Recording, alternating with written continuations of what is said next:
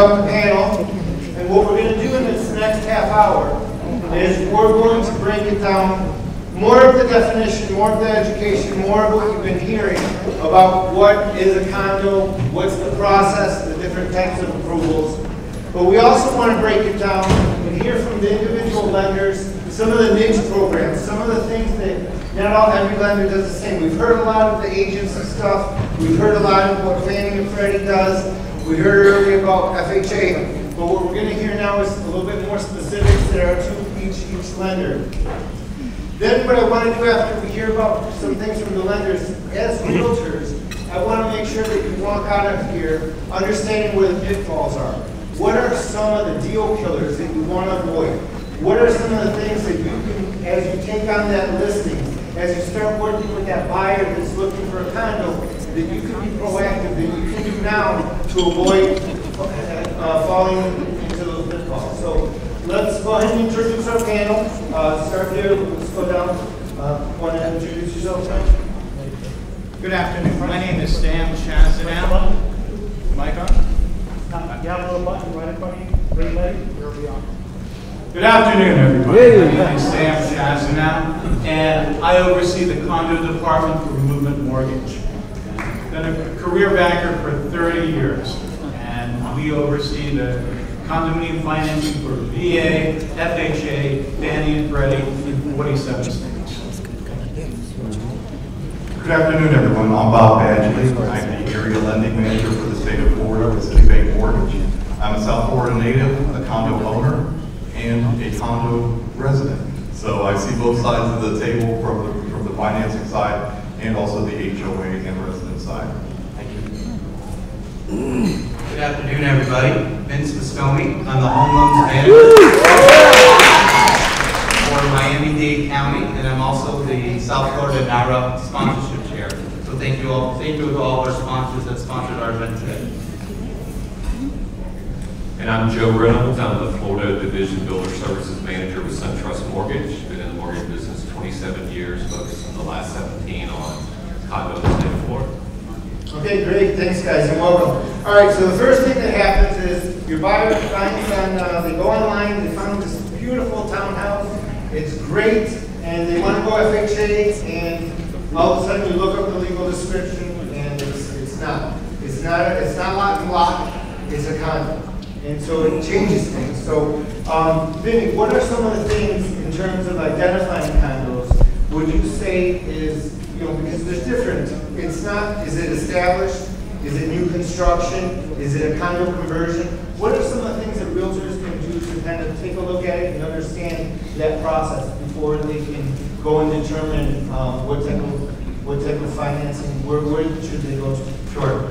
Exactly what you said, Roberto. The first thing is to understand what type of property that you have. This happens all the time in our office, and I'm sure with many other lenders. Sometimes you're trying to show your client a townhouse, and you think it's a townhouse, it looks like a townhouse, it's connected to other homes, but it really is a condo. And here in South Florida, we have a lot of them, right? They're very predominant in the Coconut Grove area. They are sometimes considered twin homes or 2 to 4 unit properties. Those are legally classified as a condo. So there's a whole bunch of different rules and regulations when we're trying to finance those properties. As Roberto said, the first thing you should start with is look at the legal description on Miami-Dade County. Look at the legal description and see if it has a lot and a block.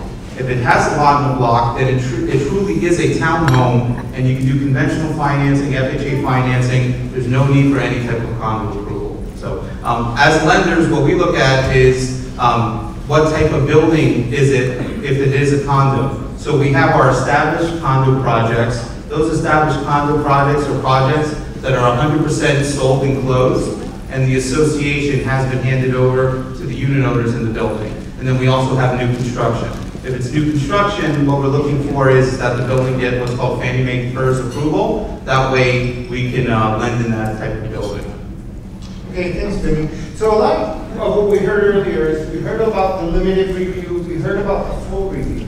But what really drives what program they're going to go through, which type of review, is the condo itself and its, what it's going to mean in terms of the budget or the delinquency, and we'll go into some of that. But the first thing you got to realize is these agents to the owner occupant. So they're good for second homes, they're good for investment. So understanding if you're going investment, if you're going second home, is going to drive some of those options of whether limited or full review. Joe, can you speak a little bit about the limited review versus the full review? As a realtor, if you're working with a buyer, how would they be guided? What do you think the first step would be? How do they be different? So it really is dictated by the occupancy and the loan to value. So for a primary buyer, they can go limited or full review. So you said at the end, investment. So if it's an investment transaction, it's going to have to go to a full review. So what's a full review? They're going to verify that it has the appropriate pre-sale, appropriate owner occupancy, especially if it's an investor. 50% of the project needs to be primary or second home buyer. It's going to verify the HOA delinquency, that no more than 15% of the units are delinquent on their HOA dues more than 60 days. And it's going to verify that it has at least 10% replacement reserve. So that's a full review. The limited review still looks at those details, but the two things that are removed from limited is they don't factor in whether the reserves are below the 10%, and they also are not looking at the HOA delinquency. So in a project, if you have insufficient reserves or you have excessive delinquency above the 15% level, then you have to know at that point you're going to have to shift from a full review with as low as 3% or 5% down to a limited review. So for primary, it's 25% down. Second home, or it's 25% down, 30% down for second home in Florida. But in investor transaction, you cannot use that limited review. So if you're working with a client buying an investment property, the project's either going to get approved or they're not going to buy it, or they're going to pay cash. Fantastic. So here you are, you have you're thinking limited review, you're thinking full review. And as a realtor, here my buyer goes through the lender, they looked at the budget, they looked at the master insurance, they went and paid $300 for a questionnaire. They went through that process and great job. It's approved, we're closing our transaction. But we saw that PERS list earlier today that lists Sam, and there's not a lot of condos in Miami. So what's happening with all these full reviews that lenders are doing, but they're not on listing? What's happening there? Okay. The key to a successful condo transaction is making sure that the project is performing. VA has a very detailed list. You have over 2,300 VA projects in Florida. FHA has a very detailed list as well. In Florida, you've got only 126, but you have over 700 expired. When it comes to conventional Fannie and Freddie doesn't have a list. Fannie has a list, but there's only 76 projects in the whole state of Florida on Fannie's list, excluding specific phases. The difference is Fannie and Freddie provide the guidelines, but they leave the decision up to the individual lenders to decide if they want to lend to those projects. And what we see as the biggest issue, and what I've seen during my 30 years, is that condominium financing varies so much from lender to lender. Because Fannie and Freddie give the decision to the lenders, but they allow lenders to take agency guidelines and add special rules on top of those guidelines. And they can deem projects as non-warrantable because of it. That's one of the biggest issues. And when you're working with buyers, many times you're not going to know. You're not going to know until your buyer gets the winning offer. Okay, then your buyer spends hundreds of dollars for an appraisal fee, credit report fee, condo doc fees, and then waits for 2, 3, sometimes 4 weeks just to find out if that lender will lend in that project. That's the big issue. So what are some of the things that we should be looking at? So Bob, when we're looking at reviews and we're looking at the reserve requirements, delinquency requirements, can you talk a little bit about what we saw earlier today and some of the charts when it comes to those requirements that the lender will look at and interpret, as Sam said? Certainly. And going back to what Sam said, you know, the agency have their guidelines and they have their requirements. We need to look first at what the building is PERS approval. If that has it, you know, you're good to lend up. And then each lender has their own internal database of approved projects that they have done in the past. So if you have somebody that's buying a condo and it's not on the PERS approved list, and they're check with their lender to see if they have it in their internal database. If it's approved in their internal database, then that lender can lend in there. If not, then you're going to have to look at doing the full review. The full review is going to go back once again to setting out the questionnaire, having the client pay the fees up front, having to get all the documents from the condo to be reviewed by that lender's condo review department. When you get into the limited review part, that's when you're hitting a sweet spot there. With the 25% down, with the primary resident 30% down, with the second home on a limited review. At City, we don't send out any other questionnaire. It's a true limited review. All that we do is look at the insurance of the condo and take a look at the appraisal. We don't send out any other, we don't send out a shortened questionnaire. So if we're doing a limited review, we're not going to know if they're short on reserve. We're not going to know any investor concentrations, anything like that. So we're a little bit different than some of the other lenders that we may be looking at in South Florida when it comes to limited review.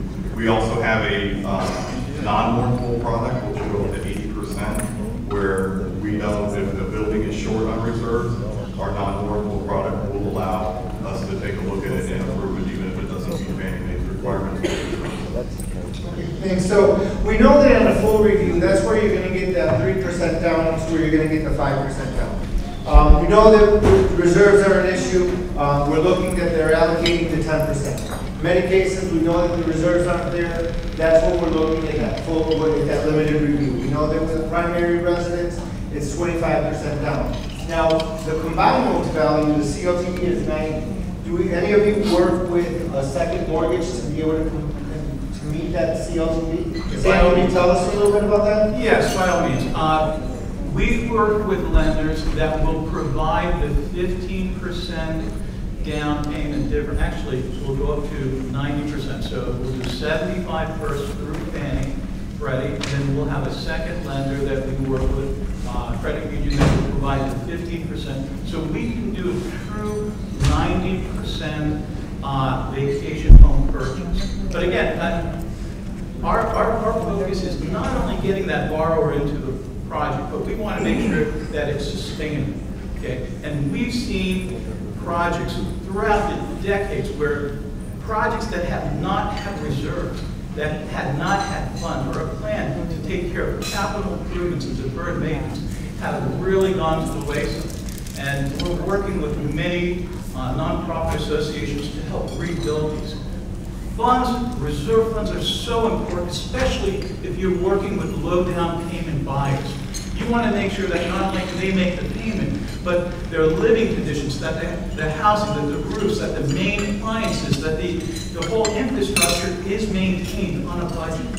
10% is the minimum that the agencies require. But if there is a reserve study that will support a lower amount, we will work off that reserve study, as was detailed in the flyers earlier. Great point. And so, two things that I got from that is, one, just because they don't have the reserves, just because they don't allocate the 10%, there could be a reserve study. So that's definitely a best practice to know that, to ask if that exists. You can still achieve the 3% or the 5% down. The other takeaway I have from that is that 90% combined loan to value. So you have a limited review. You're not going through the whole long questionnaire process. You're not looking at delinquencies. You're not looking at the reserves. You're still able to do the 25. And there's some lenders that will work with that second mortgage to be able to fulfill that missing 15%. So your buyer is actually coming in with 10% on a condo that doesn't have reserves, is the big takeaway there. So a lot of what we're doing today, a lot of our focus is on that first-time home buyer, sustaining home ownership. We solve the issues with inventory, where we see the opportunities with condos. So the next topic I want to talk a little bit about is the 3%, the condo, the home ready, the home possible. Those are the quick opportunity, the low-hanging fruit for that first-time home buyer. How do I get into this condo with 3%? Who would like to give us a little insight on the home ready and the home possible? Please. Both are great programs. And again, the key to using using those programs with condominiums is to make sure that the condominium is warrantable. And warrantable is just a big mortgage banking term that meets Fannie and Freddie guidelines. The problem is Freddie doesn't have a list of approved projects. Fannie has a very limited list, and if you're working with a buyer that only has 3% down, they can't afford to spend hundreds of dollars up front just to find out that their lender will not approve those projects. So one of the things that we do, is we're committed to this space at Movement, is that we will work with realtors up front that have listings or are working with 3% down buyers and work to look at those docs up front. We'll pay for the docs up front, we'll review the docs up front, and we'll let you know up front if not only that project is eligible for financing, but that buyer is financing eligible as well. And we have a foundation, Movement Foundation, that will provide the 3% additional down payment. Unlike the programs that were talked about before, there's no seasoning period, there's no minimum time that they have to stay in the project, they don't have to pay it back. This is a true 3% down grant provided by our foundation. Fantastic. Now, Vinny, I know that 3%, there's some income limitations. Can you speak a little bit about who would be eligible for a home ready or home possible? Yeah, absolutely. I mean, we have a fantastic product that's called Affordable Loan Solutions. It is our 3% down payment product through Freddie Mac. Danielle started off this event talking about that call from the realtor about the condo in Hialeah wanting to do 3%. Well, actually, we did have that needle in our haystack with Bank of America. Maritza from my team did Affordable Loan Solutions for a client. They were renting the condo and they wanted to become homeowners, and they were able to put 3% down and purchase their first home, which happened to be a condo. So I don't recall the exact name of that one condo in Hialeah that's approved now, but it certainly is. The income limits are around $55,000. That's what we're looking for in order to qualify for that program. But it's a fantastic product, and condos are available for financing on that. Fantastic. Now, Bob, I know that Citibank has some unique programs for first-time home buyers for low down payment. Can you speak a little bit about that? Love to, thank you. We have what's called our Home Run product. It's targeted towards first-time home buyers. They don't necessarily have to be a first-time home buyer. They can't just own any real estate, any other real estate at the time of closing. It goes up to the $424,000 Fannie Mae loan limit now. It's a portfolio loan. It's 5% down. The borrower needs to have 5% of their own funds into the transaction. It's 95% financing with no MI. There's no add-on to rates. There's no mortgage insurance.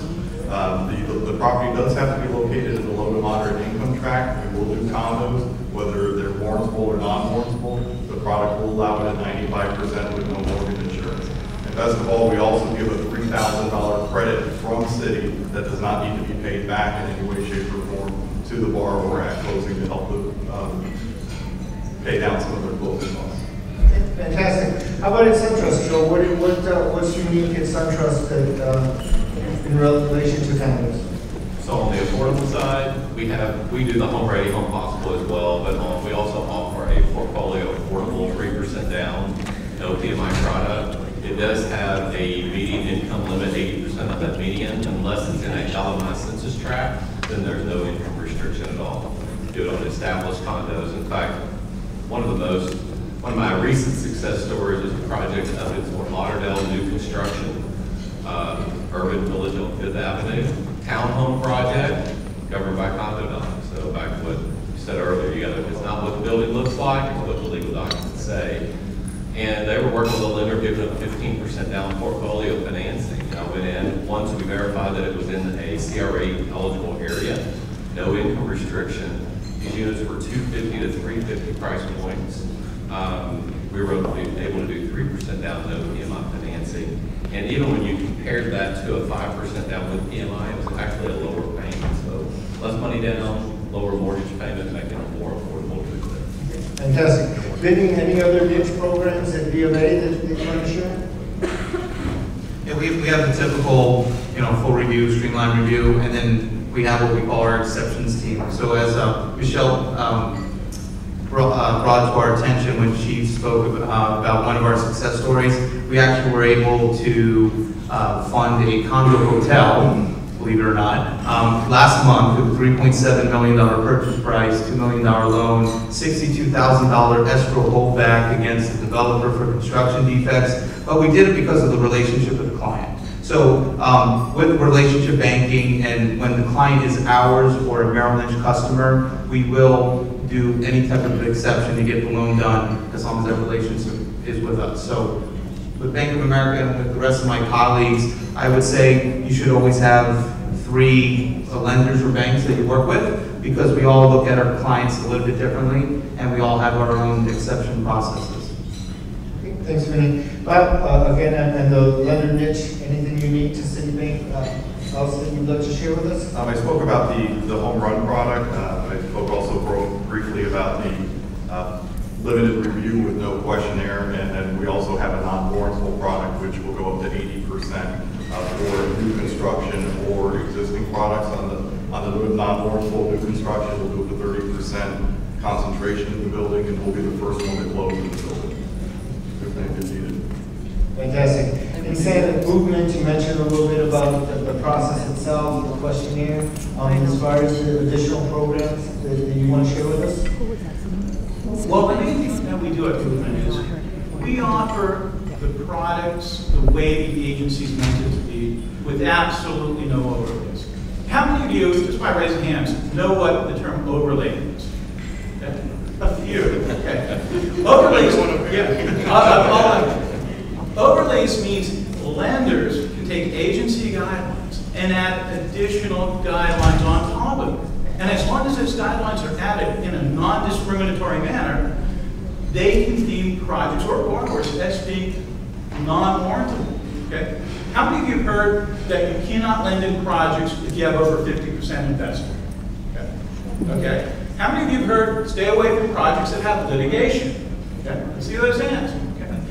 Fannie and Freddie don't care what the investor concentration is, and it's in the guidelines that was passed out earlier, if you're dealing with an owner-occupied or vacation home buyer. But yet there's a lot of lenders out there that will deny your loan, usually weeks into the transaction, if there's over a certain percentage of investors. We do not. We follow guidelines to the T. Same thing with litigation. There's a lot of lenders out there that will absolutely not do any type of lending if there's any type of litigation in projects. Fannie allows litigation, Freddie allows litigation, so does VA and FHA. So my team includes attorneys, underwriters, and processors. We review all the documents.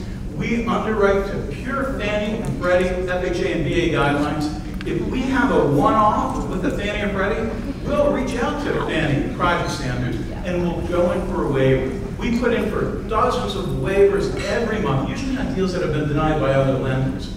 And if Fannie Mae grants that waiver, and we typically know within 24 to 48 hours, we got a deal that's going to close for you. So we have a team that will work to let everybody know up front, even before the deal is made. And if we're in the deal, we want to make sure that we can do the project within the first 72 hours. Fantastic. So the comment about waivers came up. Would any of you like, this for the panel as a whole, anybody want to chime in on terms of what type of waivers or exceptions are typical, so that full review may not be the end all, there may be some flexibility. Sure. So waivers are typically issued on established condos, not on the new construction side. So, and this really presses against some of the challenges that you find in some of the projects. So, and the waiver system is called CVAS, C-V as in Victor, A-S, for Condo Variance Administration System. So they'll allow reserves of 5%, okay, which the standard is 10, but with a reserve study that justifies that they'll go down as low as 5%, they will look at a single entity owning more than 10% of the units. They want a little information about how long they've owned the units, are they current on their HOA dues, what's their exit strategy, they're doing this long term, but they have waivers in between that 10 and 25%, so if someone owns more than 10% of the units. Commercial space exceeding 25%, that's the industry standard. You can get exceptions up to 45% commercial space, but you have to have comps outside of that community that justifies it in the immediate market. And then also the HOA delinquency, if you're trying to do a full review, so you have a client that they can't put 25% down, they can only go 3% or 5%, and you find out everything is good, but the HOA dues are 16, 70% delinquent. That's something you can send in for a waiver through a mortgage company, a lender, and submit it to Fannie Mae, get the exception, allow us to do that individual transaction. And those waivers are only going to be for your primary or your second home buyer, not for investment transactions. Thank you. Bob, any comments on waivers or exceptions? Yeah, definitely, you know, the waivers exist, exactly what he was saying, as far as reserves and budgets. But I think it's most important that all of us as lenders and real estate agents, that you really understand what reserves mean, that you understand what delinquent on association dues mean, because the information that's filled out by these associations, typically it's just filled out by some assistant that collected your $250, and then they fill out that form. So a lot of times the information is inaccurate. So that could mean that either your deal could be declined because they filled in the information, or it could get approved. One of the biggest things that we see is not more than 15% of the units can be delinquent on their association dues, right? And that's one full payment delinquent on their association dues. So a lot of times the associations look at their accounting and they see maybe like unit 2C is late on their association, they have a $5 late fee, and they're considering that unit late. Well, in the eyes of the banks and in the eyes of the GSEs, that's not considered more than 30 days late on their association. So just understand your information and make sure that it's accurate. Okay, great. Bob, any comments on waivers? Just reiterating some of the things that have already been said, some great points, that pretty much all the things on here I've seen waivers for in the past. So if you get a lender that says, no, they don't have enough reserves, and ask them, we'll have you submitted it for an exception. If they haven't, then they need to, and if they won't, then you need to look at going to another lender. Litigation used to be a death kiss in the past. Now it's not that big of a deal if you can get some good explanations on it. So dig deeper as to the reasons why something is being denied, and don't just take the first no on it. Dig a little deeper and see if you can get an exception, because you do see a lot of them these days. Okay, fantastic. So now moving on, and this is where, as a realtor, I expect this to be the most valuable piece, because really take some notes on this, because what are the top deal breakers? We mentioned some of the normal process, and you're working with a lender, everything's going as planned, the documents have been submitted, all of a sudden there's an 11th hour issue. How do we avoid that? How do we know up front what are some of the things to avoid? Now, insurance has been a big issue. Danielle spoke earlier about co-insurance. We're hearing more about ordinance or law. Can one of you give me a little background on co-insurance and the requirements and what it's all about? Please, Dan. Co-insurance is a form of insurance that gives the association some variance. We see 80% co-insurance, we see 90% co-insurance, we see 100%. 100% is the most restricted. 80% gives us a 10% variance, 20%, 80% gives us 20% variances. Fannie and Freddie are very concerned about co-insurance because they want to make sure that we have full replacement cost value, full replacement cost coverage on all the insurable areas. So what they've come up with is an agreed amount endorsement or a waiver of the co-insurance feature, which in my experience, we rarely ever see. Most people do not waive that feature. But Fannie and Freddie will now allow us to utilize co-insurance if we, as a lender, can verify that co-insurance coverage is based upon the full replacement cost valuation. So we can go back to the insurance company, we can use the metrics, the valuation metrics that they use to come up with the replacement cost value, such as a Marshall Swift or a valuation report, and still underwrite a loan for full review using co-insurance. Fannie Mae and Freddie Mac is giving us a lot of leeway if we independently verify the valuations with the insurance company. Great point. So Just because it has co-insurance doesn't mean it's not financeable. It's going back, doing your due diligence, asking the question, how was that replacement cost determined? Was it a Marshall Swift? Have them provide that? There's a way around it. It's SubTrust. Can you give us an idea of ordinance and law? Is that something that's looked at, and how is that taken into account? I have no knowledge on that. As far as the impact in the state of Florida on the co-insurance piece, we can also deal with that as well. And it's a little easier in Florida than other states because the HOA is a requirement to have the condominium appraised every 3 years. So they should have a recent appraisal within the last 3 years that they can provide that would justify the replacement cost to see if it's ample coverage. Great point. So what's determining that every 3 years? How is that? That the homeowners association are supposed to have an appraisal done on their project to identify what's the replacement cost, to determine is their current policies up to the standards that need to be for coverage. Fantastic. When we're looking at litigation, Bob had mentioned earlier that used to be the kiss of death. It's not the case anymore. Talk a little bit about litigation and what are some of the questions that a potential buyer or realtor or lender should be asking when litigation is present. That's going to be one of the questions on the whole review question, obviously. So if it comes back that the building is under litigation or the HOA is under litigation, you need to dig further and ask what it is. Usually now, if it's something structural with the building, if there's in the contractor who put in the railings of the building because there was a safety issue, then we're probably not going to get an exception on that. If it's something like a slip and fall or something minor that doesn't have any structural impact on the building, then we're seeing those get approved. Fantastic. So, as a listing agent, someone who's taking on a listing, it's a condo, what are some of the best practices, some of the things that you can advise, things to look at to avoid some of these issues later with having financing? Any suggestions?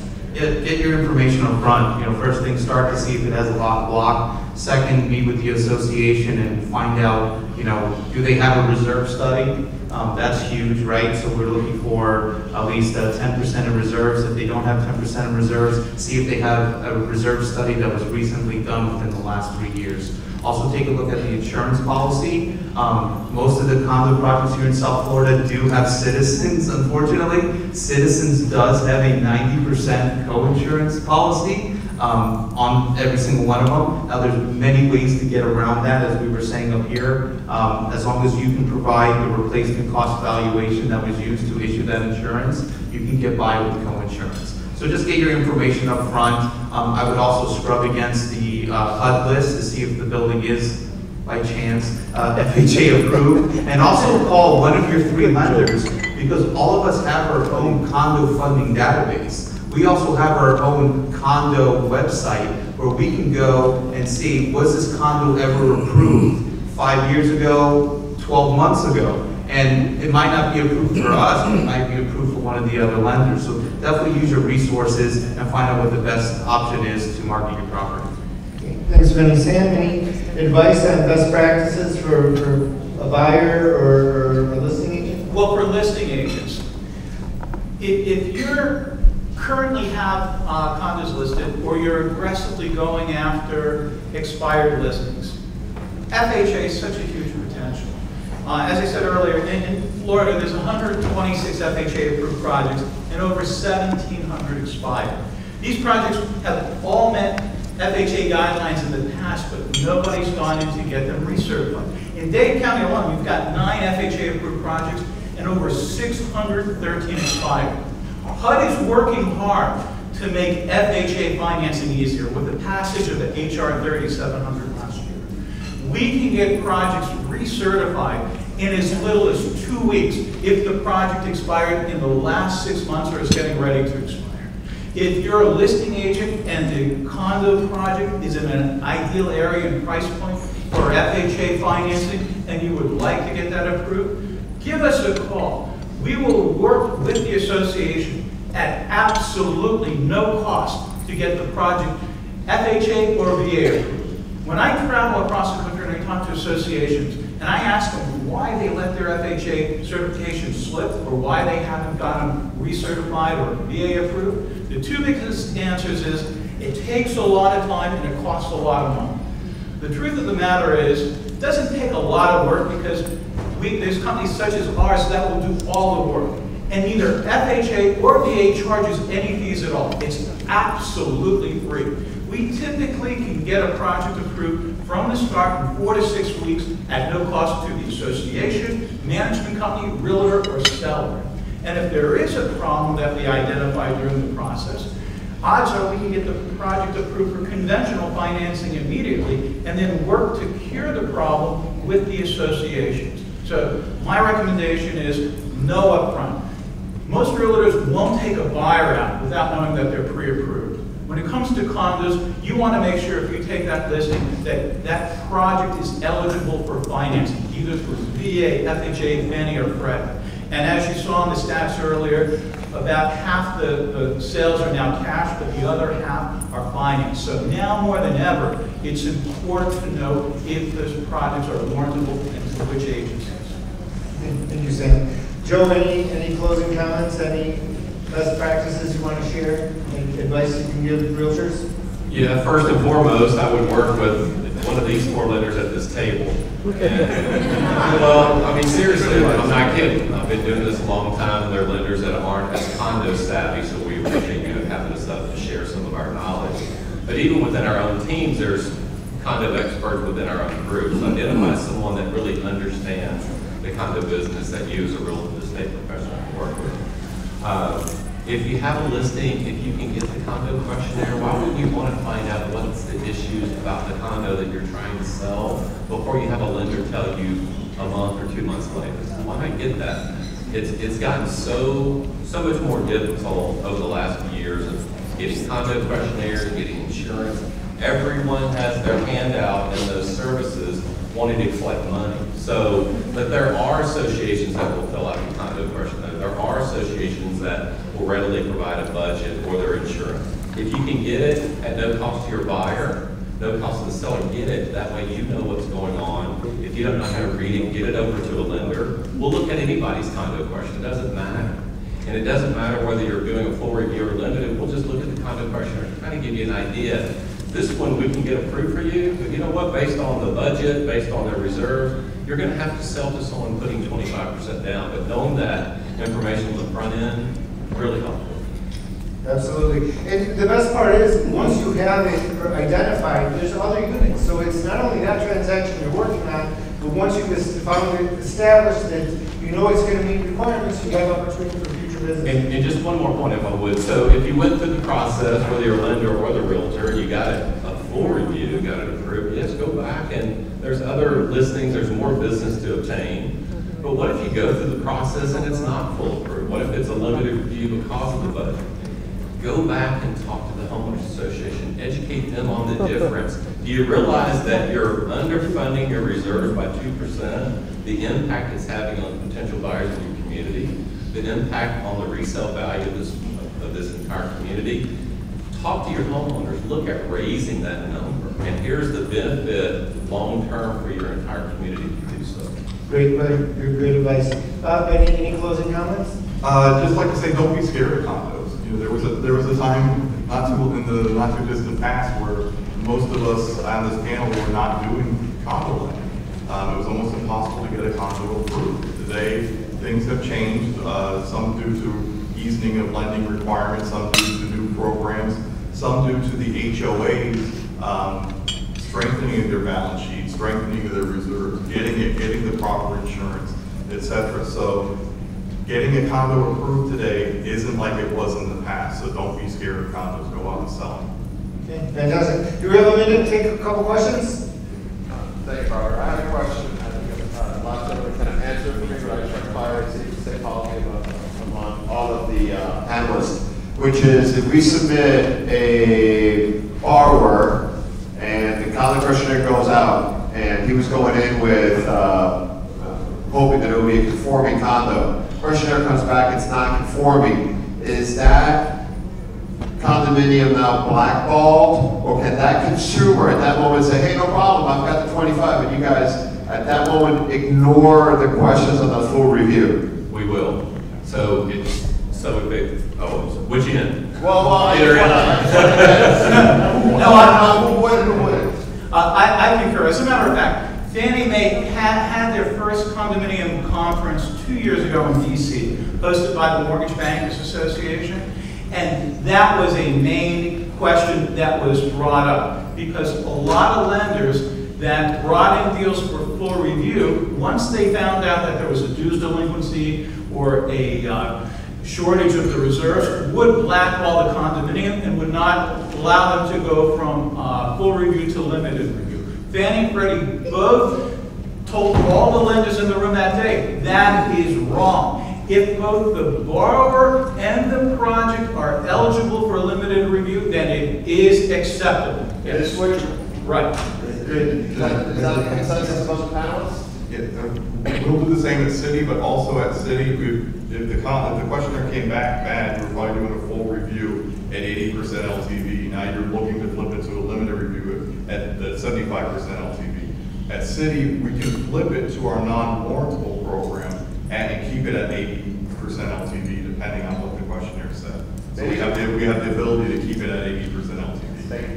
Yeah, it really depends on what the information that came bad at. So limited review doesn't care about occupancy, delinquency, reserves, or any of that stuff. So if that was one of the issues for full review, yes, we can go to a limited review. Thank you, guys. Anybody else? Eric?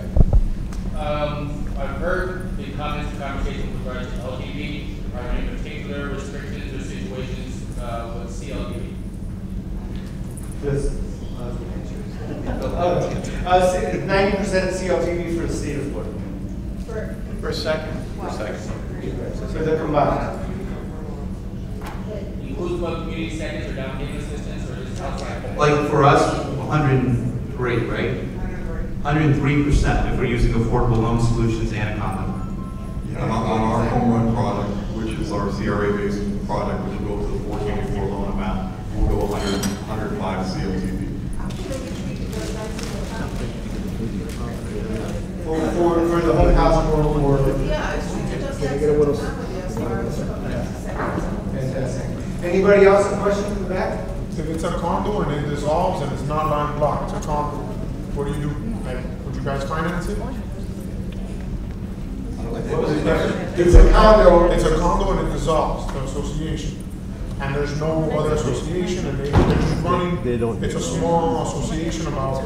Yeah, I can talk a little bit about that. We have that a lot. So yeah, that happens a lot, especially in the Coconut Grove area. You might have a 2-unit condo, you think it's a townhome. It had an association back in the 70s and then it was dissolved. So that's probably an entirely different event that we can have on 2 to 4-unit condos. But the short of the story is, yes, you can finance it, conventional loan up to 80%. Now, long time ago when the building was actually built, in the 70s, let's say, there was a declaration of condo that was produced and recorded with Miami-Dade County. So even though there's no active association, it's been dissolved, you can still do the building with financing, but you will have to have the association on the insurance policy as an additional insured, if that makes sense. Because most of the time, they dissolve the association, but they never go back and change the declaration of condo to say Unit A is responsible for their insurance and Unit B is responsible for their insurance. But it can be done. You have a question over here? Yeah, I have a question, because I'm a realtor.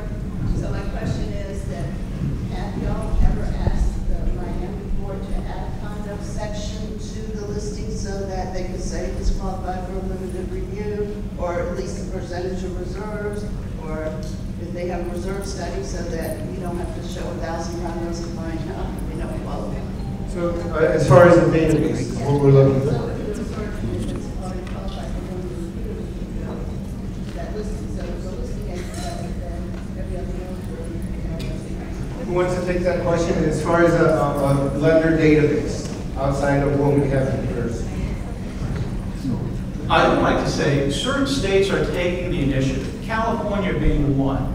California came out with Bill AB 596 that now requires all condominium associations, when they file their annual budget, to indicate whether they are both VA and or FHA approved, and that they are condominiums and not townhomes. They're trying to make this information available not only to realtors, but to unit owners and sellers to make sure that they make their units as attractive to as many potential buyers. If they need to refinance, lower their rate, or get second mortgages, they want that information out there. So they're one of the first states that started this, and we're hoping to see more states follow suit by every year listing whether or not they're VA, FHA approved, and if they are condominiums.